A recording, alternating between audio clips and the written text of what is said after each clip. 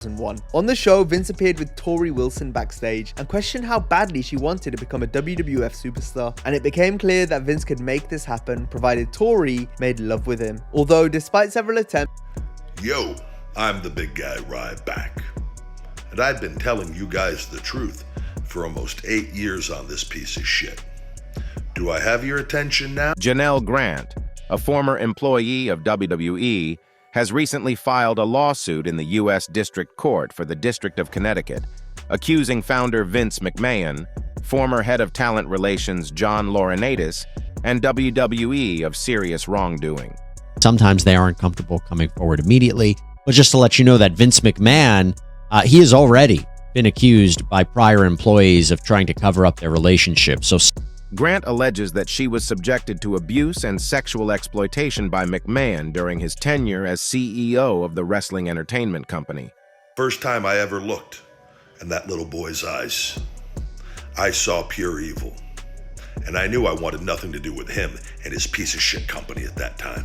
Shockingly, the lawsuit also claims that McMahon allegedly trafficked her to other men, using her as a pawn to secure talent deals with potential wrestlers the company was recruiting.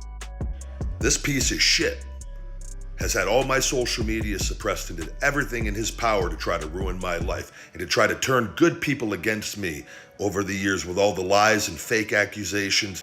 The legal action is based on violations of the Trafficking Victims Prevention Act, and it includes allegations of civil battery and intentional infliction of emotional distress. I'm like, holy this guy is either interested in seeing me kiss Stephanie McMahon or he wants to get off on it. According to Grant, the abuse she endured during her time as a WWE employee caused significant emotional and physical harm. Seeking justice, the lawsuit demands unspecified monetary damages and a declaratory judgment asserting that a non-disclosure agreement Grant signed while working for WWE should be considered void and unenforceable. Grant argues that the agreement should not prevent her from pursuing her claims against McMahon and WWE. A spokesperson from TKO Group Holdings, the parent company overseeing WWE and UFC, responded to the recent lawsuit involving Vince McMahon with a statement, clarifying McMahon's role within the organization. The spokesperson emphasized that McMahon doesn't control TKO and isn't involved in the day-to-day operations of WWE. Despite the matter predating the current TKO executive team's tenure, they expressed a serious commitment to addressing Janelle Grant's allegations internally. Interestingly, the lawsuit coincided with TKO's milestone 10-year deal with Netflix for WWE's Monday Night Raw, valued at a substantial $500 million per year, a significant boost in fees for the franchise. While Netflix representatives haven't yet responded to inquiries about the lawsuit, this deal marks a notable development for WWE's programming. In addition to the Netflix collaboration, TKO Group made headlines by welcoming Dwayne Johnson to its board, with Johnson also gaining ownership of the trademarked name The Rock. The legal situation comes in the wake of McMahon's resignation as WWE's CEO in June 2022, amidst a board investigation into alleged hush money payments related to sexual misconduct accusations. McMahon, during his tenure as chief executive, disclosed payments totaling $19.6 million dating back to 2007 in connection to alleged misconduct. Furthermore, in March 2023, McMahon reimbursed WWE $17.4 million for costs incurred during investigations into the misconduct allegations against him. Despite his earlier departure, McMahon returned to WWE in January 2023 as executive chairman, taking the lead in the company's sale efforts. Last year, WWE merged with UFC to create TKO Group Holdings, a separately traded public company. McMahon assumed the role of executive chairman for TKO Group in September 2023. Notably, in November, McMahon sold approximately $670 million worth of TKO stock following the UFC-WWE merger, representing about 30% of his previous TKO ownership. Currently, McMahon holds around 10% of TKO's equity and commands about 25% of the voting interest, according to regulatory filings. Janelle Grant's lawsuit unveils disturbing allegations against Vince McMahon and John Laurinaitis, accusing them of engaging in sexual assault and trafficking on WWE property using company funding. According to the lawsuit, McMahon and Laurinaitis exploited Grant both for their personal pleasure and as a means to secure talent deals with potential wrestlers they were recruiting. The legal document further details McMahon's alleged use of sex toys named after other WWE employees, wrestlers, and performers to sexually groom Grant for trafficking to those same individuals. Additionally, McMahon is accused of showering Grant with gifts and empty work promotions, while simultaneously threatening her livelihood and reputation if she refused his increasingly depraved sexual demands. The lawsuit suggests that McMahon disseminated explicit content of Grant to a wide audience, numbering in the thousands, and engaged in intimate acts with other WE employees, some of whom were strangers to Grant. The lawsuit takes a dramatic turn when McMahon's wife discovers his relationship with Grant. Subsequently, Grant claims she was pressured to resign from WWE and sign a non-disclosure agreement, NDA, just days before a crucial financial deadline for the organization. Under the pretense that McMahon would financially and reputationally protect her, promising a $3 million payment, Grant alleges that McMahon later reneged on the agreement, falsely accusing her of leaking information to the press. While McMahon did pay Grant $1 million in February 2022, according to the lawsuit, he failed to fulfill any further payments, leaving a substantial financial discrepancy. According to details from Grant's lawsuit, her connection with McMahon began in March 2019 when they were neighbors in the same apartment building.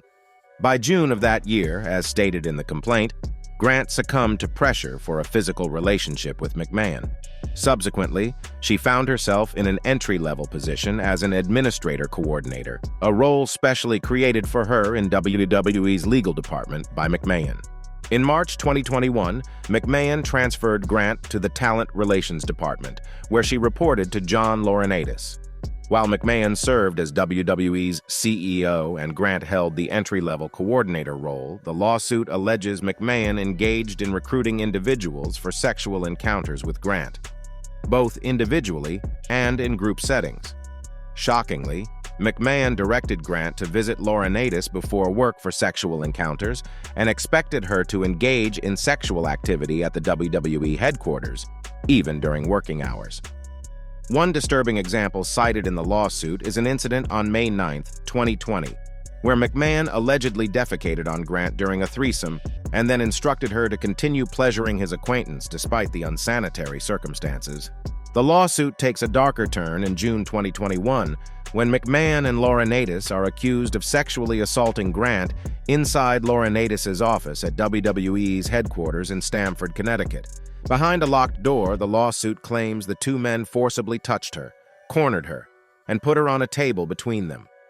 Despite her pleas to stop, the lawsuit alleges that they persisted, taking turns restraining her while uttering disturbing phrases like, "No means yes," and "Take it, bitch."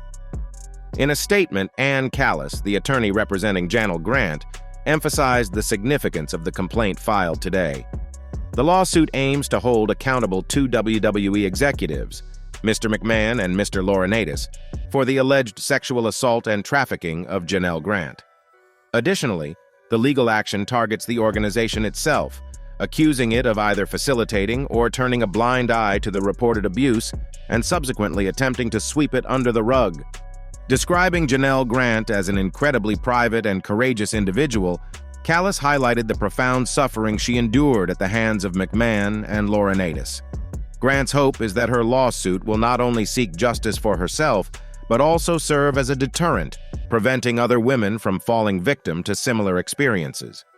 Callis pointed out that the organization is well aware of Mr. McMahon's history of alleged depraved behavior, and it's high time for them to take responsibility for the reported misconduct within its leadership. Janelle Grant commenced her journey with WWE in 2019, and as detailed in the filing, this marked a period of challenge and hardship in her life.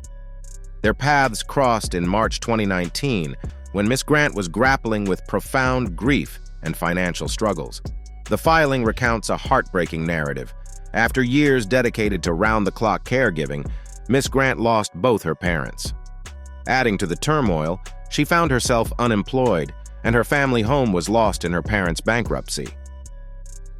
In this vulnerable time, McMahon allegedly lured Miss Grant with promises that could potentially reshape her career and life. However, as the filing suggests, McMahon's behavior began to show a concerning lack of boundaries.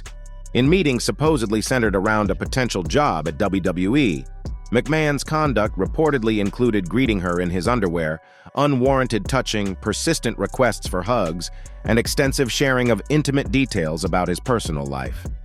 Despite Miss Grant expressing her discomfort and attempting to end the sexual relationship, it is claimed that McMahon, in a position of power, expected the physical aspect to continue as part of her employment.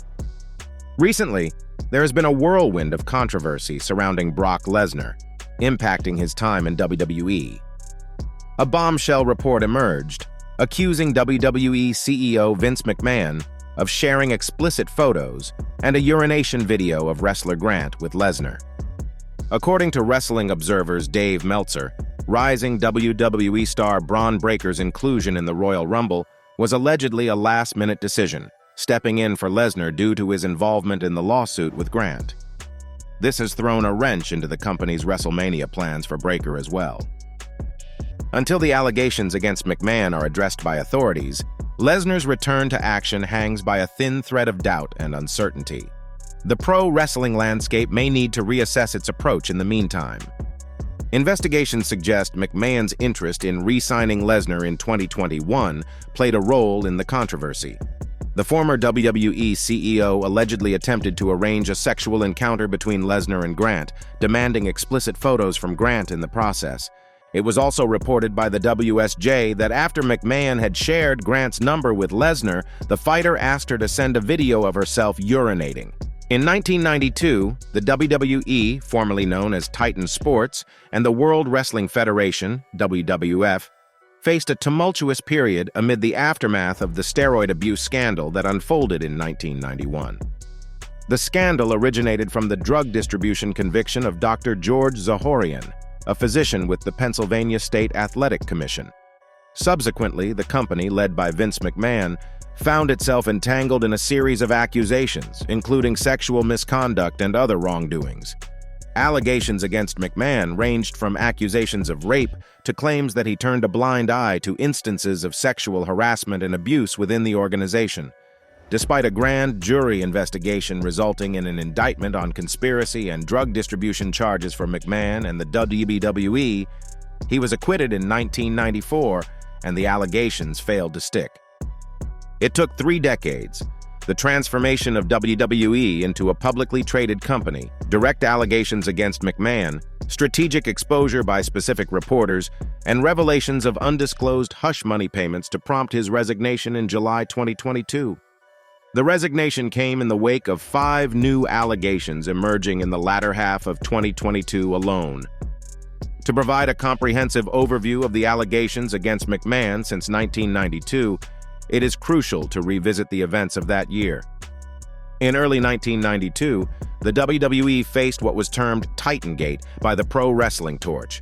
This scandal involved allegations of sexual misconduct, primarily implicating Pat Patterson, head of wrestling operations, Terry Garvin, Patterson's right-hand man, and Mel Phillips, ring announcer, ring crew chief. The accusations suggested a casting couch culture involving male wrestlers and personnel, with Phillips also accused of grooming and molesting underage ring boys hired as day laborers. In the aftermath, all 3 individuals resigned from their positions, although WWE later claimed that Phillips was initially suspended. Only Patterson eventually returned to the company, potentially due to his greater value and the discrediting of some of his accusers. Notably, Murray Hodgson, who claimed wrongful termination for rejecting an advance, was later discredited as a lifelong con man. Similarly, superstar Billy Graham recanted his claim of witnessing Patterson groping an underage boy.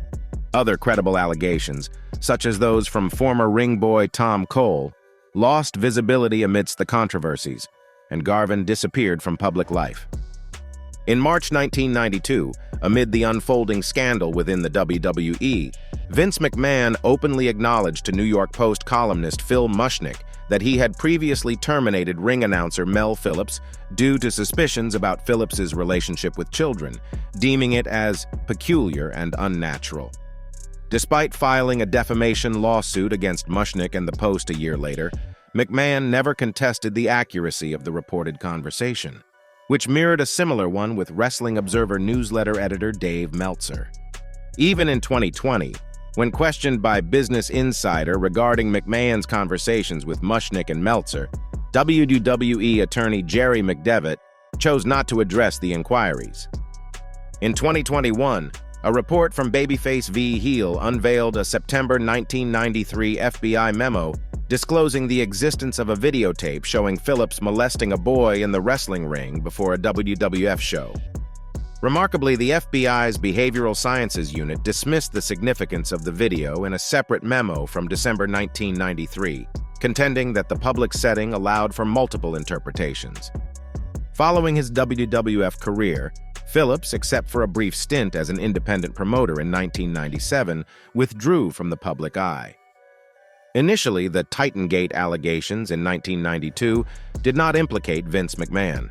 However, on April 6th, the narrative shifted when the tabloid news magazine TV show Now It Can Be Told, hosted and produced by Geraldo Rivera, featured former referee Rita Chatterton accusing McMahon of raping her in a limousine in 1986. Chatterton detailed the incident on Rivera's talk show Geraldo a week later, recounting that McMahon assaulted her twice in his limo before terminating her employment, citing a rule against fraternization with coworkers. McMahon subsequently filed a lawsuit against Chatterton, Rivera, and Associates in February 1993, though the charges were centered on civil conspiracy rather than defamation. The suit was dropped a year later. Remarkably, Chatterton remained silent about the allegations for the next 3 decades. In June 2022, following the release of the initial Wall Street Journal article detailing McMahon's settlements in sexual misconduct claims, Rita Chatterton ended her 3-decade-long silence by sharing her account in a New York Magazine article. In this revelation, she provided additional context and directed readers to the Geraldo episode for specific details about her allegations. Of particular significance was Chatterton's newfound support from Leonard Mario Mancini Inzitari, a contemporaneous outcry witness who had attended wrestling school with her. Inzitari affirmed that Chatterton was indeed taken advantage of, expressing her fear during the incident and suggesting that she may not have willingly engaged in the encounter. This collaboration with a witness from the same time frame added a noteworthy dimension to Chatterton's claims. Subsequently, in December 2022, John Greg Valentine Wisniewski Jr. shared with the Wall Street Journal that Chatterton had previously disclosed the incident to him during a conversation in an Albany, New York parking lot, even though he harbored doubts about the story's credibility. Despite his reservations, Wisniewski corroborated the contemporaneous nature of Chatterton's outcry. On November 3rd, the Wall Street Journal reported that Chatterton's lawyer had sent Vince McMahon a demand letter seeking $11.75 million in damages. McMahon publicly pledged not to accede to the financial demand. The letter highlighted the extensive impact of the alleged assault on Chatterton, including years of enduring depression, substance abuse, disordered eating, lost income, and an overall diminished quality of life. Furthermore, in the same month, Chatterton gained the legal ability to pursue damages against McMahon under the New York Adult Survivors Act, signed into law in May 2022. This legislation instituted a 1-year window, suspending the statute of limitations on civil sexual assault claims, enabling survivors like Chatterton to seek legal recourse. New York had previously enacted a similar Child Victims Act with a look-back window for survivors who were minors at the time of the abuse. In 1992, revelations emerged regarding Vince McMahon's involvement in Jimmy "Superfly" Snuka evading domestic violence and potentially murder charges. The incident in question took place in January 1983, when Snuka, a prominent figure in the WWF, was arrested near Syracuse, New York, on charges of assaulting his girlfriend, Nancy Argentino, as well as law enforcement officers who responded to the scene. While initial reports suggested a guilty plea for harassment, records uncovered by Mel magazine in 2020 revealed that Snuka had pleaded to assault in the third degree. Notably, if Argentino had pursued charges, Snuka might have faced more severe consequences. On May 11th in Whitehall, Argentino succumbed to a skull fracture. Over the next 37 years, the narrative surrounding her death underwent shifts. But certain documented facts, as presented in the ML article, remain indisputable. Regardless of Snuka's varying accounts, he consistently failed to claim the presence of anyone else during the incident, and the coroner officially ruled the case a homicide. The progression of the Nancy Argentino case hit a 30-year pause, despite autopsy findings and Snuka's failure to provide an alternative scenario implicating another party in Argentino's death. The investigation took an unusual turn during Snuka's second interview with the Whitehall police, where McMahon joined him.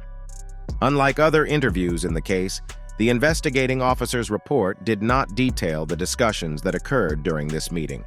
Snuka, in his 2012 memoir, asserted that McMahon entered with a briefcase and left without it. A year later, the prosecutor's office provided false information to the Argentino family lawyer, claiming Nancy's death had been ruled an accident. For 3 decades, the case remained dormant until 2013, when the Morning Call newspaper uncovered the autopsy report and a transcript of an incriminating Snuka interview, both part of the case file for a wrongful death lawsuit filed by the Argentino family. This discovery led to renewed interest, and Snuka was eventually indicted.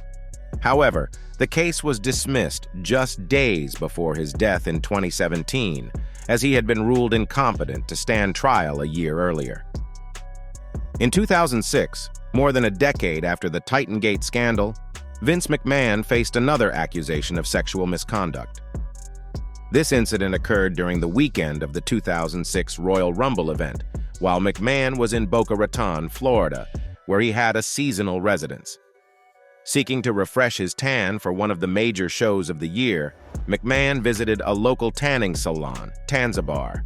According to a police report filed by a salon clerk, McMahon allegedly showed her unsolicited nude photos of himself and proceeded to forcibly grope her.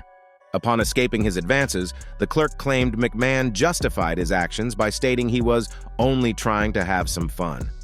The Palm Beach Post broke the story a few days later, with Vince's wife, Linda, dismissing the allegations as totally bizarre, and their daughter, Stephanie, confirming McMahon's regular visits to Tanzabar.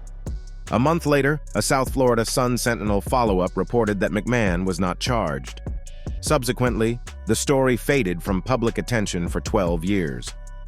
It resurfaced in January 2018 when the Daily Beast uncovered the original police report, revealing that law enforcement believed there was probable cause to charge McMahon, although prosecutors asserted a higher charging standard.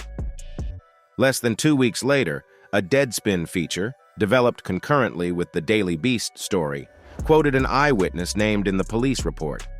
The witness recalled McMahon staring down him and the accuser from his car in the parking lot for 45 minutes, just before the police arrived. In the recent news cycle involving Vince McMahon, WWE Diva Search winner Ashley Massaro, who tragically passed away by suicide in 2019, became a focal point. Paul London, Massaro's ex-boyfriend, made accusations against McMahon, claiming that he persistently pursued her during her time at WWE. Speaking on the Café de Renee podcast in July 2022 with host Renee Dupree, London revealed that Massaro had confided in him about McMahon's advances, particularly in attempts to have her join him on the company jet. London alleged that Kevin Dunn, referred to as Bucktooth Bucky, also pressured Massaro to fly on the jet with McMahon. Additionally, London recounted instances where McMahon would reportedly visit Massaro's hotel room, attempting to engage with her.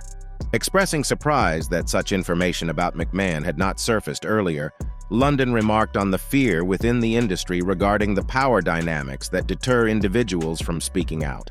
He suggested that people might be hesitant to expose such behavior due to concerns about job security. London questioned the ethics of protecting someone, even if they are a billionaire, referring to McMahon as a 90-year-old individual with a thong-tan line.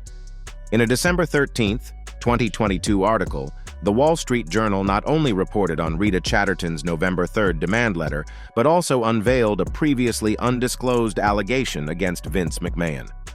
According to the report, a woman claims that in 2011, while she was working as a spa manager at a 5-star resort in Southern California, McMahon sexually assaulted her.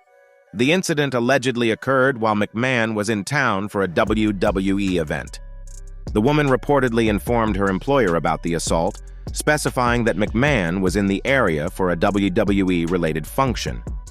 Notably, in 2011, WWE conducted televised loops in Southern California, including the Go Home TV tapings for Elimination Chamber in Anaheim and San Diego, as well as SummerSlam and the post-SummerSlam episodes of Raw and SmackDown in Los Angeles, San Diego, and Bakersfield. The alleged victim's attorney has reportedly been in contact with McMahon since July 2022. The location of the incident in California is deemed significant, considering the enactment of the Sexual Abuse and Cover-Up Accountability Act, AB 2777, on September 19, 2022. This California law, effective from January 1, 2023, waives the statute of limitations on civil claims of sexual assault for 1 year. Despite McMahon's assertion that he won't settle with the spa manager or Chatterton, these grace period laws afford both women the opportunity to pursue legal action.